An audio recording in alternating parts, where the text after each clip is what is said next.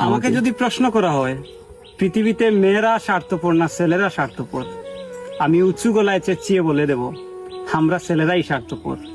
আমি সমাজে অনেক বিধবা নারীকে দেখেছি যে স্বামী মারা যাবার পর আবার বিয়ে না বসে যৌবন এর মোহ ত্যাগ করে হাতের মেহেদির রং উঠে গেছে মাটি কেটে মৃত স্বামীর সংসারের হাল ধরতে। কিন্তু আমি কোনো পুরুষকে দেখি নাই এই সমাজে যে কাউকে ভালোবেসে বিয়ে করে বউ মারা যাওয়ার পর ওই ভালোবেসে বিয়ে করা মৃত মেয়েটির মায়া এবং তার স্মৃতি আগলে রেখে সারাটা জীবন কাটিয়ে দিতে। পুরুষ তুমি টক টক করে থেকে আনন্দে উল্লসিত হও, মেয়েটা যখন ফার্মেসি থেকে চুপি সারে সেনোরার প্যাকেট কিনে।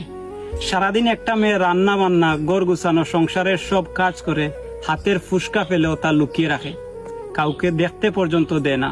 তারপরেও স্বামী এসে বলে মেয়েটা নাকি অকর্মা।